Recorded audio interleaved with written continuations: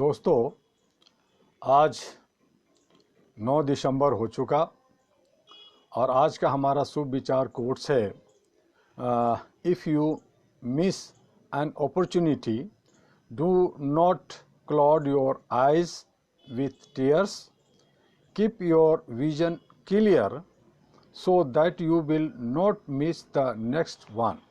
और इसी विचार के साथ आपको ये बता दें कि हमारा 1 दिसंबर से 10 दिसंबर तक मानवाधिकार पखवाड़ा चलता है। मानवाधिकार पे भारत के 36 राज्यों में जगह जगह कार्यक्रम चलता रहता है और हमारे बंगाल का, हमारे झारखंड में रांची में, हमारे और क्षेत्रों में मानवाधिकार पे लगातार छोटे बड़े जितना हो सकता है, जितनी उनकी चादर है उसके हिसाब से मानवाधिकार पे, ह्यूमन राइट्स पे कार्यक्रम को कर रहे हैं।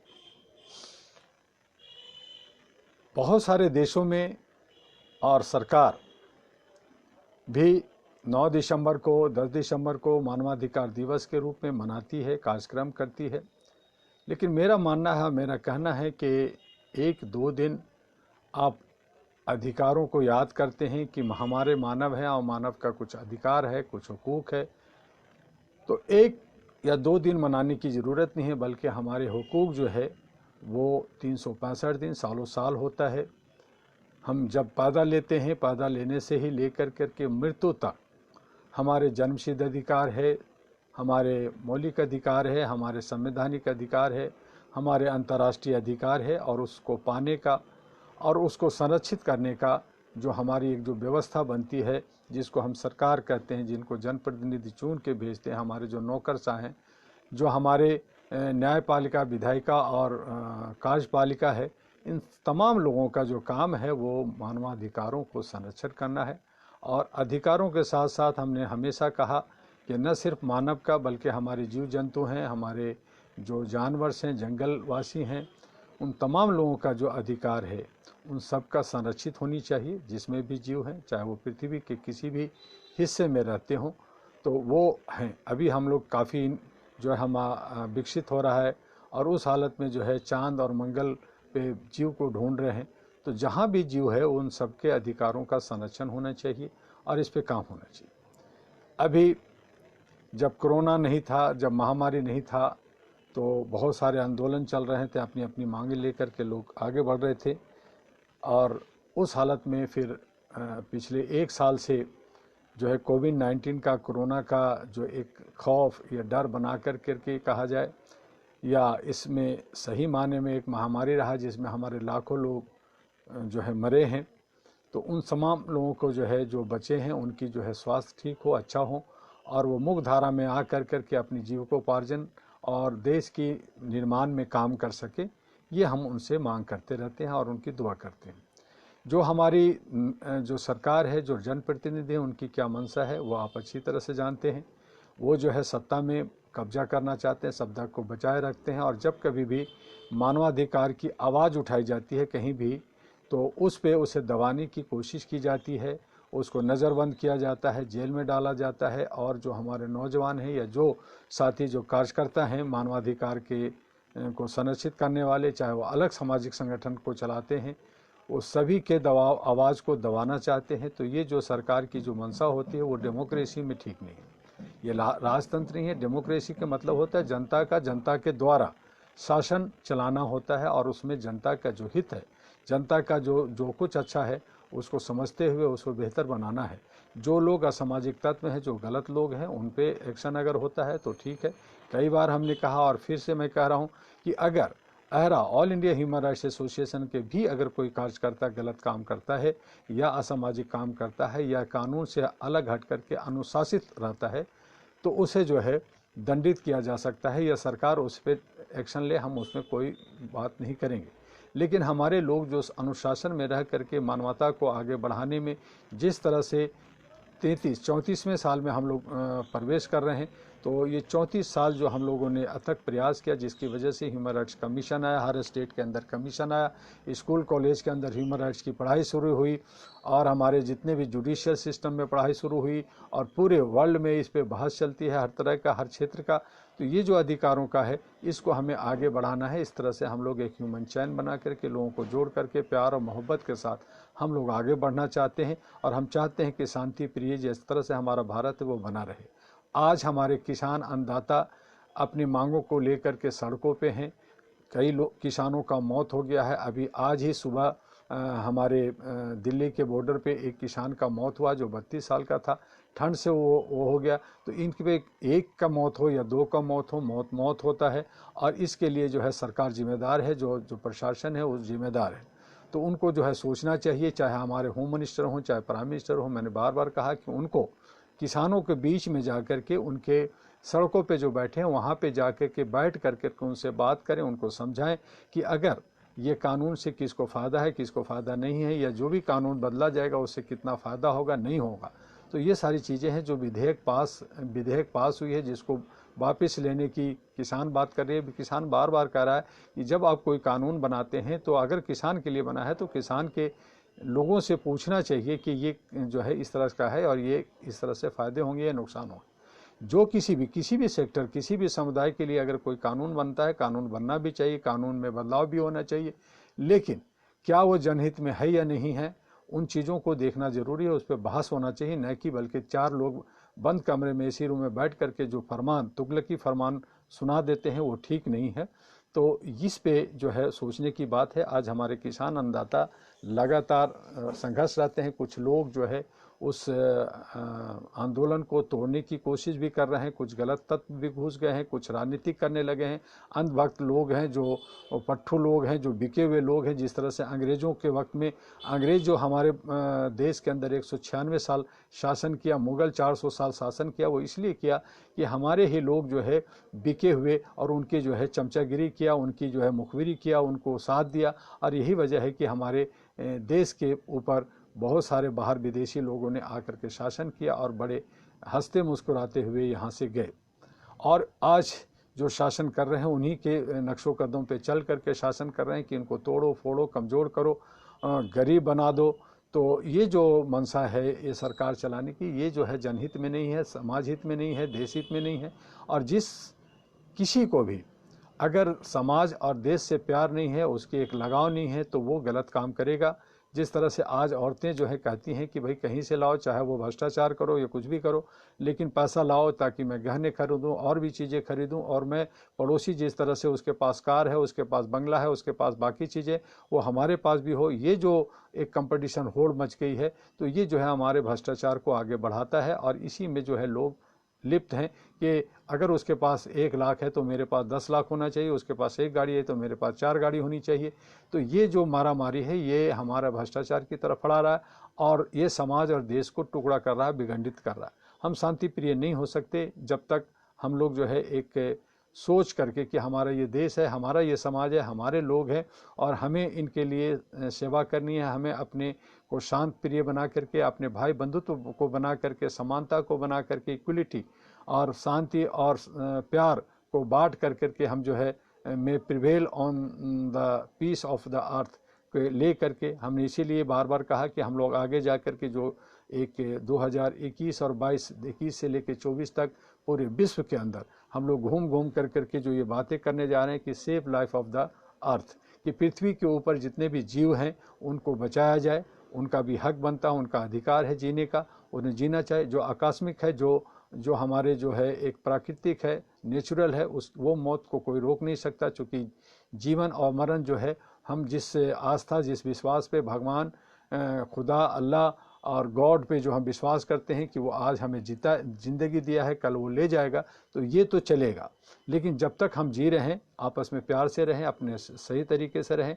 ये जो हमारे जो शरीर जो हड्डी और मांस से बना हुआ है, इसके अंदर जो एक आत्मा है, एक सोल है, उसको हम शुद्ध रखें और अपने वतन से, अपनी ज़मीन से प्यार करें और इसी प्यार को आगे बढ़ाते हुए हम आगे बढ़ें तो हम बेहतर होंगे। और तब जाकर के ये मानवाधिकार की जो हम लोग मानवाधिकार की जो दिवस मनाने की बात करते हैं उसको मना। जिस तरह से भारत के अंदर अभी हमारा कोई राष्ट्रभाषा नहीं है, राजभाषा हिंदी है उस पर, लेकिन बैंकें हैं या सरकार कहती है कि राष्ट्रभाषा हिंदी, राष्ट्रभाषा। अरे मेरे भाई, सबसे पहले एक राष्ट्रभाषा घोषित करो, राष्ट्रभाषा घोषित नहीं है। उसी तरह से हमारे जो भारत के जो जनता है, सारे लोग जो है बड़े खुश होते हैं कि हम 15 अगस्त को जो है स्वतंत्रता दिवस मनाते हैं, झंडे लेके उछलते हैं, बड़े सारे फंक्शन करते हैं, मिठाइयाँ बांटते हैं, लेकिन उनको नहीं पता कि हम आज़ाद नहीं हैं और भारत के नागरिक को झंडा फहराने का या अपने कार पे, अपने घरों पे लगाने का भी अधिकार नहीं है। 172 एक्ट के अंदर आपको 2 साल की सज़ा हो सकती है अगर सरकार चाहे। कई जगह छोड़ देती है, चलती रहती है, लेकिन ये सिर्फ सरकार जो सत्ता में है, जो अंग्रेज़ों के नियमों के अनुसार जो वो जो है झंडोत्तोलन करते हैं, कार्यक्रम करते हैं, वहाँ ही वो जो है एक राष्ट्रीय झंडा का जो हमारा तिरंगा है उसको फहरा सकते हैं। जनता को ये अधिकार नहीं है। तो ये सारा इसलिए है कि चूँकि ये 99 साल के लीज पे भारत है और हम लोग जो है ना हमारे भारत के अंदर कोई राष्ट्रभाषा है, ना हमारे के जो है देश आज़ाद है। ऐसे बहुत सारी खामियां हैं। और ये जो 544-45 हमारे जो मेंबर ऑफ पार्लियामेंट है, उसमें भी 2 अंग्रेज, दो जो है क्रिश्चियंस को नॉमिनेटेड होते हैं, उनको रखना ही होता है, उस पर कोई चुनाव नहीं होता। और 542 जो है पे चुनाव होता है और उसमें 272 लोग जीतते हैं। उसमें से एक नेता जो पहले से ही घोषित हो जाते हैं कि मैं नेता हूं और मैं प्राइम मिनिस्टर बनूंगा। तो ये जो परिपाटी है, ये लोकतंत्र का ये मजाक है, माहौल हम समझते हैं। तो क्योंकि जब चुनाव होता है तो जितने भी जनप्रतिनिधि भारत के अंदर 542-544 होते हैं, उनको मिल कर के और 256 जो राज्यसभा के, उनको सभी को मिल करके फिर से एक चुनाव होनी चाहिए। जो देश के प्रधानमंत्री कौन होगा, या जो हमारे क्षेत्र के अंदर एक प्रधानमंत्री या 2 प्रधानमंत्री बनाए या उप प्रधानमंत्री बनाए, तो उसकी चुनाव होनी चाहिए। राष्ट्रपति का भी पूरे भारत के अंदर जनता के द्वारा चुनाव होना चाहिए, क्योंकि जनता किस राष्ट्रपति चाहता है उसको होना चाहिए और उसको एक अच्छा खासा पावर होना चाहिए, न कि रबर स्टाम्प होना चाहिए। तो इस तरह से हमारा देश का जो सिस्टम है, वो अंग्रेज़ों के वक्त में जो संविधान बना, उस वक्त जल्दी जल्दी में अंग्रेज़ों को भगाया गया और जल्दी जल्दी में संविधान बना, बहुत अच्छा बना। उसमें बाबा अम्बेडकर हों या 36 लोग हों या और लोग हों, उन पूरी कमेटी ने जो प्रयास किया वो बेहतर किया। लेकिन उसे और बेहतर और सुगम करने के लिए और आज के मांग के हिसाब से, आज जो हम भारत में रहते हैं उस मांग के हिसाब से करना चाहिए। चूँकि एक व्यक्ति का जो एक एवरेज अब उम्र जो हो गया है 60 साल है या 65 साल है या कोई 70 साल भी जी लेता है, और उसमें जो है उनको पढ़ना होता है, उसको परिवार चलाना होता है, फैमिली चलाना होता है, और फिर वो बुढ़ा होता है। तो फिर वो जो है जब उनको पास अकल होता है, जब उनके पास ज्ञान होता है, तो वो रिटायर कर जाता है। तो इस तरह से ये सारा मिला कर के जो आने वाले जनरेशन है, तो इस तरह से आज हमारा भारत जो है 74 साल की आज़ादी को झेल लिया। इसमें न जाने कितने हमारे जितने आज़ादी के दीवाने थे, जिन्होंने आज़ाद देश को कराया था, जिसके लिए लड़े थे, वो आज कोई भी जिंदा नहीं है। उनके जो बच्चे हैं, उनके जो आगे हैं, उन लोगों को जो सबक मिली है, जो माँ बाप से सीखे हैं, जो अपने पूर्वजों से सीखा है, जो किताबों में है, उनके माध्यम से, और हमारे पास जो एक्सपीरियंस है, जो हमारे पास अनुभव है, उन तमाम चीज़ों को लेकर के भारत को आगे ले जाना चाहिए। और तभी जो है भारत का सही माने में अभ्युदय हो सकता है, नया भारत बन सकता है, एक विशाल बन सकता है। हम इस नहीं कह सकते कि अखंड भारत हो सकता है, क्योंकि भारत का विखंडन बहुत सारे देशों में हो गया। उसमें पाकिस्तान बना, बांग्लादेश बना, नेपाल रहा, तिब्बत हुआ, उसके बाद में जो है ईरान तक, हमारे ईरान इराक तक हमारा अखंड भारत था। तो ये जो अफ़गानिस्तान हुआ, तो कई ऐसे देश अलग अलग हो गए।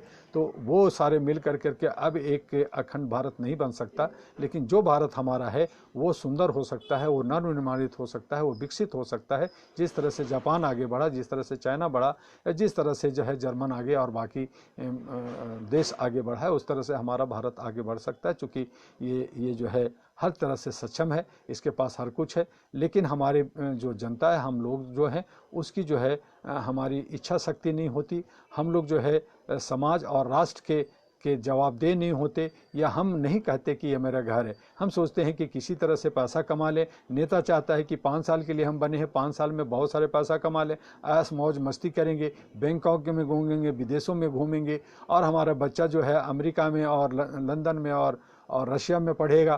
तो इस तरह से जो हमारी जो सोच है, वो जो है हमें विखंडित करती है, कमज़ोर करती है। इसलिए सबसे पहले हमें मन स्थिति को ठीक करना होगा और अपनी सोच को आगे विकसित करना होगा।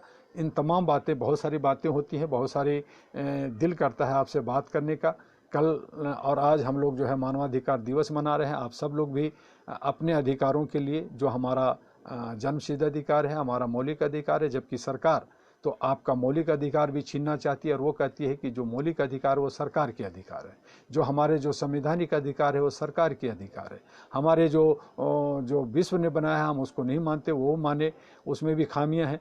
तो बहुत सारी ऐसी बातें हैं जो सरकार में चली जाती है, हालांकि जनता के बीच से ही जाती है। हमारे ही कहीं ना कहीं भाई और बहन ही जो है जनप्रतिनिधि बनते हैं, हमारे ही भाई बहन नौकरशाह बनते हैं, चाहे वो ब्यूरोक्रेट्स हों, चाहे वो जज हों, चाहे वकील हों, चाहे कोई भी हों, चाहे डॉक्टर्स हों, इंजीनियर हो, वो हमारे ही बीच से है, हमारे गांव हमारे मोहल्ले से जाते हैं। लेकिन वहां जाने के बाद ना जाने क्या हो जाता है, क्या उनकी सोच पैदा हो जाती है कि वो अपने आप को एक अलग ग्रुप बना करके कहते हैं कि मैं सरकार हूं और तुम लोग जो है शोषित, दंडित और वंचित लोग हो और तुम लोग जो है गुलाम हो और गुलामी की तरह जीते हैं। जिस तरह से आज, जैसा कि मैंने पढ़ा और काफ़ी जगह पे लेखों में पढ़ा कि हिंदू जो शब्द है गुलाम है, तो मुगल या अंग्रेज जो है वो हिंदू कहते थे, यानी अपने गुलाम को हिंदू कहते थे। और ये जो लोग जो अब शासन कर रहे हैं, जो अपर कास्ट के लोग हैं, जो बहुत सारे ऊपर हैं, वो लोग जो है भी बाहर से आए और उनके भी जो वंशज जो या उनके जो जीन कहता है कि वो बाहर के लोग थे। तो यहाँ के जो मूल निवासी, यहाँ के जो आदिवासी, यहाँ के जो दलित हैं, यहाँ के शोषित हैं, वंचित लोग हैं, वो लोग जो है एकजुटता नहीं है और उनको भी कहा जाता है कि भाई तुम जो है सब हिंदू हो।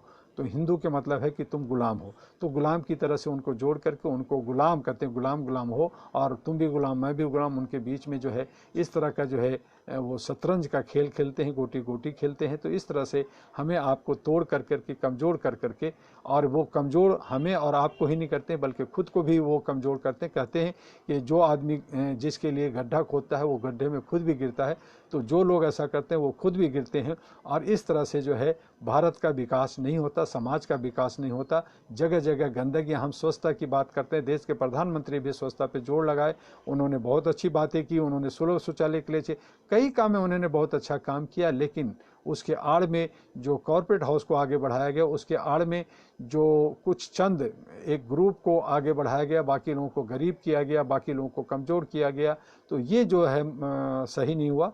तो कुछ चीज़ें योजनाएं तो अच्छी रही, लेकिन उसका जो इम्प्लीमेंटेशन, उसका जो दूसरा पक्ष था, उसको जो संभालना था वो नहीं संभला। और यही वजह है कि आज सरकार जो है वो विरोध का सामना कर रही है। और उनको समझना चाहिए, वो जनप्रतिनिधि हैं, उनको सोच रखना चाहिए।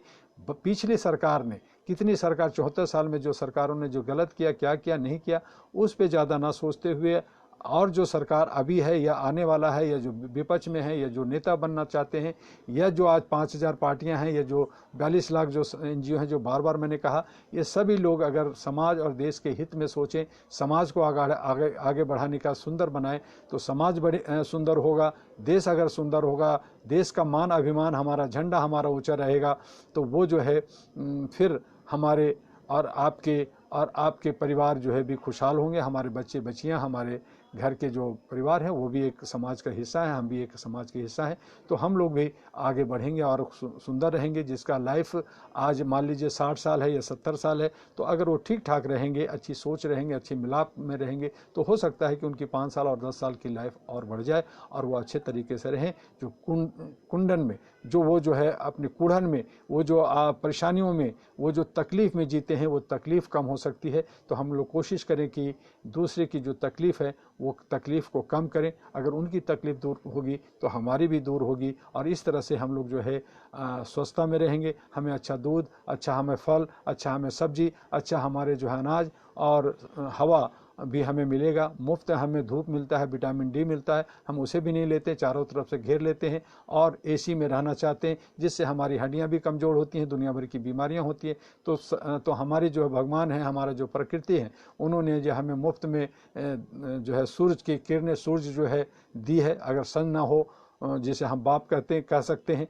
तो अगर सन न हो तो अंधेरा हो जाएगा और चारों तरफ जो है महामारियां होगी, और हम जो है एक अंधे की ज़िंदगी क्या होती है आप समझ सकते हैं। तो उसी तरह से एक सूरज की कीमत क्या है वो आप अच्छी तरह से समझते हैं। उसी तरह से आज हमारे बीच में हवा है, हवा भी शुद्ध हो रहा है, उसे शुद्ध होनी चाहिए। हमारी जो है समुद्र है, नदियां हैं, जिसमें पानी है जो है कल छल स्वस्थ होनी चाहिए, हमारे उसके अंदर में जो मछलियां हैं उनके अंदर जो जीव हैं वो भी सांस अच्छे से ले सकें, वो भी चूँकि आप ही ग्रहण करते हैं, भोजन के रूप में आप उसको खाते हैं, पानी आप पीते हैं, और जो है खेतों में पानी जाती है, उससे फल सब्जियां और हमारे अनाज उगते हैं, तो उसमें जो कीटाणु और जो गंदगियां जाती है जो हमारे आपके पेट में जाता है, जिससे तरह तरह की बीमारियां और महामारियां फैलती है। तो इससे जो है स्वच्छता पे ध्यान देने की ज़रूरत है, और अनेकता में हमें एकता को कायम करना है। इसी के साथ हम आगे बढ़ें, और आने वाले कल 10 दिसंबर को आप 1 बजे हमारे फेसबुक पे जरूर आइए, क्योंकि हम लोग मानवाधिकार पे बात करेंगे, मानवाधिकार को सेलिब्रेट कर रहे हैं।